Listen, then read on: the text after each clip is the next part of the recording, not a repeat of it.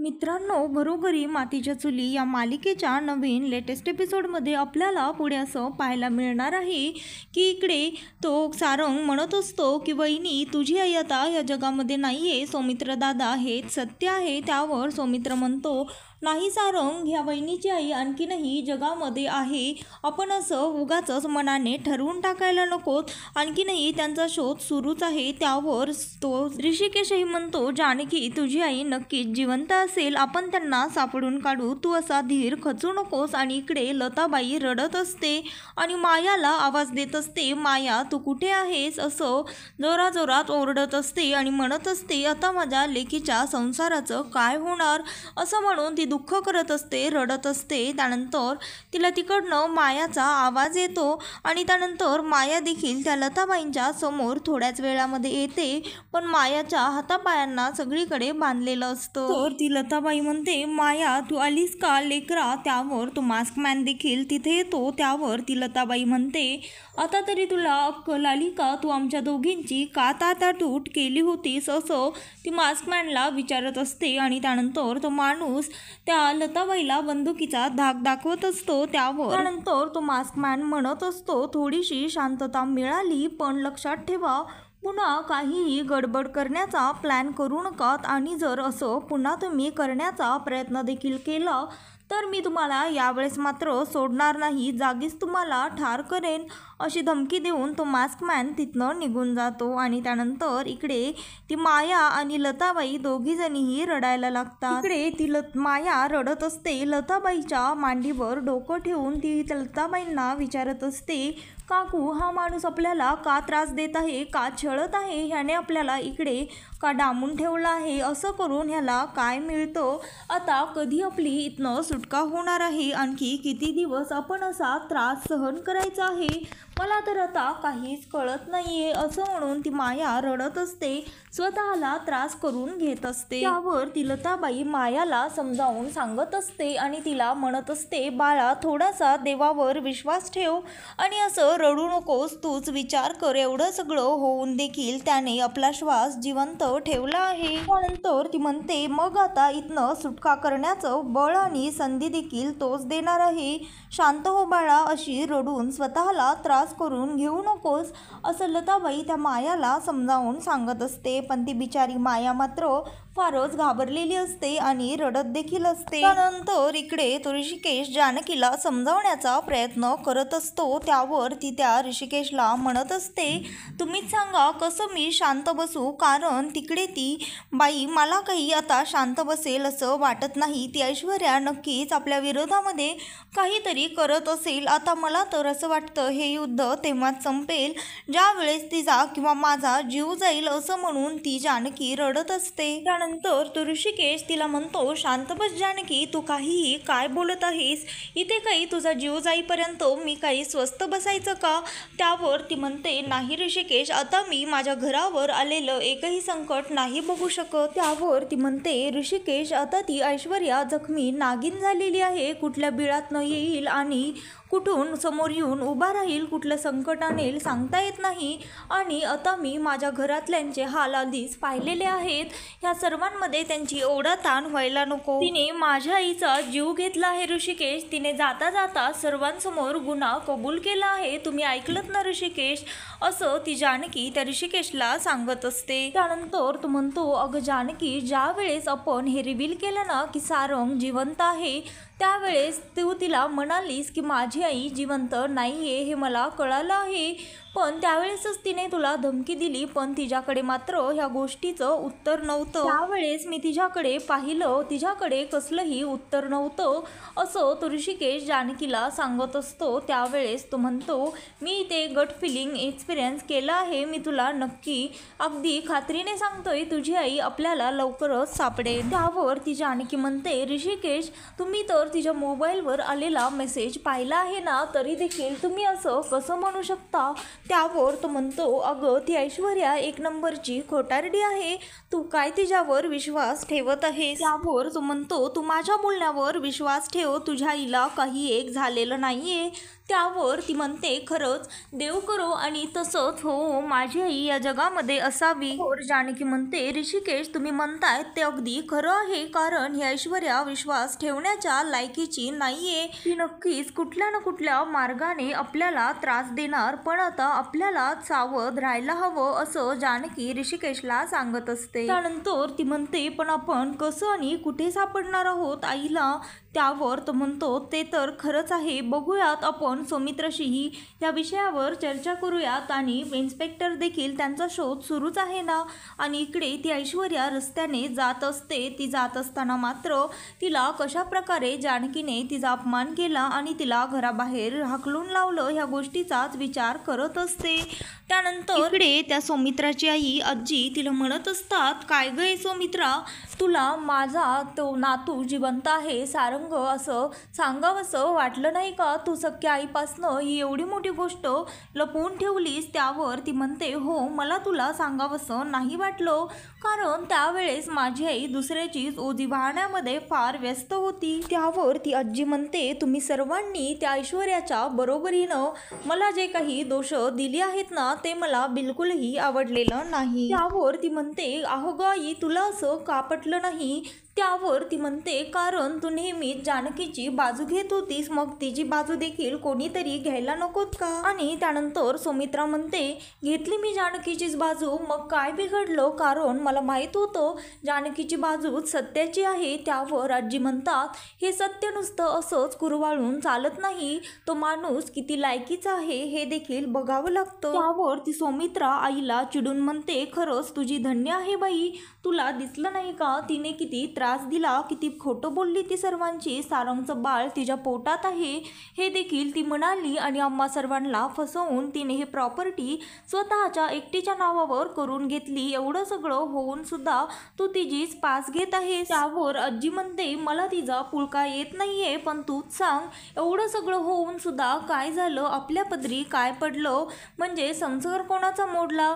खरं तर आणखीनही जानकी आणि ऋषिकेश एकच आहेत, पण सारंगचा मात्र बिचाऱ्याचा संसार मोडला की नाही? त्यावर सौमित्रा म्हणते, अगं त्याचा संसार कधी नव्हताच, ती ऐश्वर्या तर फक्त त्याला वापरून घेत होती. त्यानंतर ती सौमित्रा म्हणते, अगं आई, तू साधा विचार कर ना, जी मुलगी स्वतःच्या आईचीच होऊ शकली नाही ती इतरांची काय होणार आहे? तर पण आता जर तू पुन्हा एकदा तिची साईड घेतली किंवा तिचा विषय काढून मला बोलायला आली तर मात्र मला. त्यावर आजी म्हणते, तर तू काय करणार आहेस? बोल ना, का थांबलीस? त्यावर ती म्हणते, मला तुझी बॅग भरून तुला स्वतः कोकणामध्ये नेऊन सोडून यावं लागेल असं ती तिच्या आईला सांगते. त्यानंतर नानासाहेब तिथे आलेले असतात आणि नानासाहेब हे सर्व सौमित्रा बोलताना ऐकतात. त्यावर त्या आजी तिथनं निघून जातात आणि नाना म्हणतात, तू आत्ता जे काही बोललीस ते मला खरंच पटलं आहे. आणि त्यानंतर इकडे ती ऐश्वर्या तिच्या घरी आलेली असते. त्यावर तिची आई म्हणते,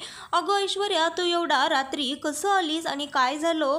तू हे ड्रेस का घातला आहेस? तू कुठे लग्नाला गेली होतीस का? त्यानंतर ती ऐश्वर्या तिच्या आईला काहीही न बोलता तिच्या रूममध्ये निघून जाते आणि त्यानंतर स्वतःचा राग करायला लागते. सर्व काही तिच्या रूममधलं सामान फेकून देते. ड्रेसिंग टेबल देखील ती फोडून टाकते आणि तिने घातलेली सर्व ज्वेलरी फेकून देते. स्वतःचेच केस ओढते आणि म्हणते, जानकी, मी तुला सोडणार नाही, तुझा बदला मी नक्की लवकरच घेईन. तर इकडे सकाळ झालेली असते आणि नानासाहेब म्हणतात, खरंच आज किती सुंदर आणि प्रसन्न सकाळ झालेली आहे. त्यावर जानकी म्हणते, सकाळ जशी प्रसन्न व्हावी असं वाटतं तसंच नाना सकाळचा नाश्ता देखील हेल्दी व्हायला हवा.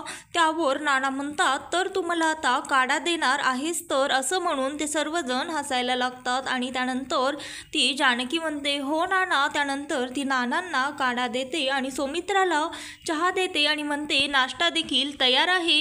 नाश्ता झाल्यानंतर नाना, तुम्ही तुमच्या गोळ्या वेळेतच घ्या, विसरायच्या नाही. त्यावर ते म्हणते, अगं जानकी, तू नको काळजी करूस, घेतील ते औषधं. त्यावर नाना म्हणतात, एक वेळेस ह्या गोळ्या परवडल्या, पण हा काढा काही घ्यावा लागत नाही. त्यावर ती जानकी म्हणते, पण नाना, आता काही आपल्याकडे पर्याय नाही, घ्यावा तर लागणारच. तर तो तिथे ऋषिकेश आणि अवंतिका, सौमित्र सर्वच येतात. त्यानंतर ती म्हणते, बसा, मी तुम्हाला लगेचच नाश्त्याला वाढते. तेवढ्यातच सारंग म्हणतो, वहिनी, त्याआधी तू मला तुझ्या हातचा चहा दे ना. त्यावर अवंतिका म्हणते, वहिनी असू देत, मी देते चहा. त्यावर तो सौमित्र म्हणतो, अवंतिका मला देखील काहीतरी चमचमीत खायला घेऊन ये. त्यावर ती म्हणते, तुझं चाललंय काय, तू अशात सारखंच अरबट चरबट खायला लागलेला आहे. त्यानंतर नाना म्हणतात, अरे सौमित्र, सारखं सारखं अरबट चरबट खाणं चांगलं नसतं, त्यापेक्षा तुला काहीतरी हेल्दी प्यायला आवडेल का, असं म्हणून ते नाना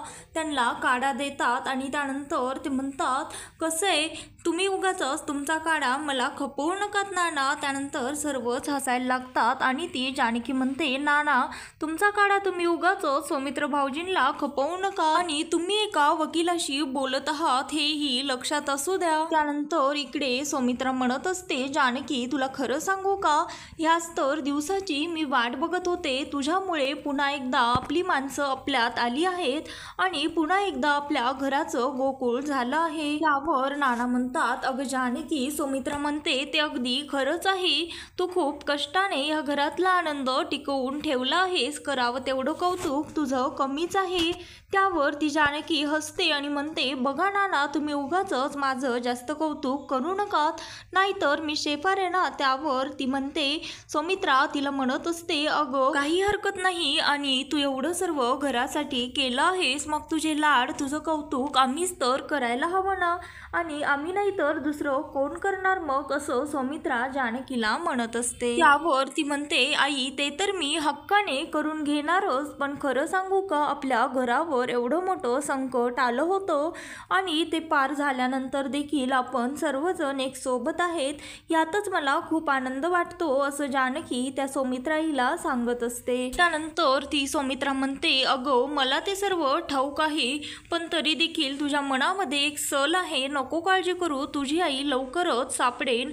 तुला सांगू का, तुझी आई सापडावी यासाठी मी देवीला नवस देखील केलं आहे आणि मी देवीच्या दर्शनासाठी कोल्हापूरला देखील जाणार आहे. त्यावर ती म्हणते, हो का आई, तुम्ही जरा 1 मिनिट थांबा. त्यानंतर ती कुंकवाचा करंडा घेऊन येते आणि म्हणते, आई तुम्ही हे कुंकू देवीच्या पायावर माझ्या वतीने अर्पण करा, कारण खरं सांगू का आई, देवी आईमुळेच आज माझं सौभाग्य माझ्या सोबत आहे, असं ती सौमित्राला सांगत असते. आणि त्यानंतर नाना म्हणतात, अगं सौमित्रा, तू तर मला याबद्दल सांगितलंच नाहीस. त्यावर ती म्हणते, मी एकटीच जाणार आहे, उगाच तुम्हाला दगदग कशाला, मी माझं बसनी जाईल आणि 2 दिवसांनी परत येईल. त्यावर ती ऋषिकेश म्हणतो, अगं आई तू गाडी घेऊन जा ना, बसनी का जातेस. त्यावर ती म्हणते, अरे ऋषिकेश, इथे देवीच्या दर्शनाला जायचं आहे, मग उगाचच चैन करत का जायचं. आणि त्यानंतर नाना म्हणतात, पण तुम्ही काहीही म्हणा, कसं आहे ना, एखाद्या पेटीमधला एखादा सडलेला आंबा टाकून दिल्यानंतर बाकीचे आंबे कसे चांगले राहतात, अगदी तसंच आपल्या घराच्या बाबतीतही झालेलं आहे.